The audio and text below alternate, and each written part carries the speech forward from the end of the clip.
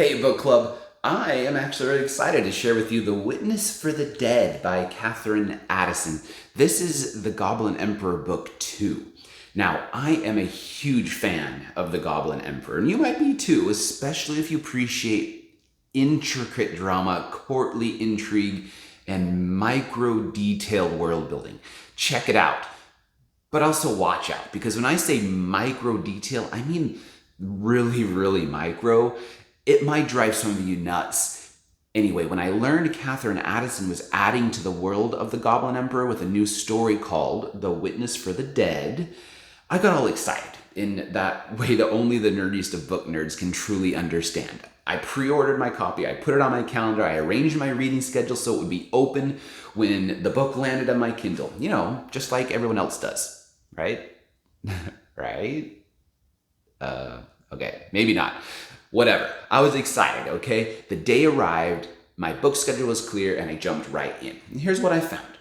The Witness for the Dead isn't a sequel to The Goblin Emperor. It's set in the same world, takes place just after the events of the previous book, and promotes a strong secondary character to main character status. Like its predecessor, this book lives in an impressively detailed fantasy world of elves and goblins, complete with culture, religion, language, politics. Now, one challenge with Katherine Addison is that her worlds are amazing and so rich in detail, and she's obviously a world-class world builder. But she does all of the building before she writes the books, which isn't a bad thing. It's just that once you get inside the books, the reader's thrown into the deep end of the world with no building at all. And so it gets confusing. In both The Goblin Emperor and The Witness for the Dead, it was really hard to keep up. For example, all of the names, places, titles, they all follow this complex language and grammar and syntax that Katherine Addison invented. So super cool. But keeping up with all those unique names, places, and titles without like a legend or pronunciation guides was really, really tough. Now in The Goblin Emperor, it worked because the story is so engaging. In The Witness for the Dead, the story was less engaging. Even it was a bit meandering, not awful, just not awesome. And I had a hard time enjoying it because I kept stepping on metaphorical Legos with all these impossible to remember names, titles, places, and such.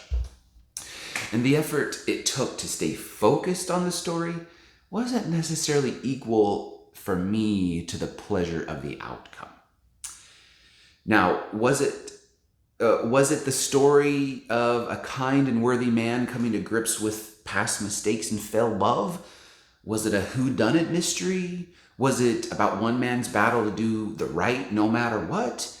Yes, it was all of those things. But it was all of those things just a little bit. And it was not much of anything a lot. By the end of the story, I felt like there wasn't a lot that had changed from the beginning. But, okay, enough with being a downer, because there was a lot I loved in The Witness for the Dead. The world is fascinating. Katherine Addison writes amazing characters. Aside from the complexity, there are no content concerns at all. And I am still absolutely going to read the next book from Katherine Addison in this world, even though I didn't necessarily love Witness for the Dead. I still love Katherine Addison in the world, and I'm a huge fan. Like I said, no content issues at all, so I will say best for 14 and up. The only thing to watch out for is the complexity, so I say advanced 14 and up. Give The Goblin Emperor a try. I bet you'll enjoy Witness for the Dead too, as long as you just go into it eyes wide open about the complexity that you're going to find in here. So anyway, enjoy the book. Happy reading, everyone.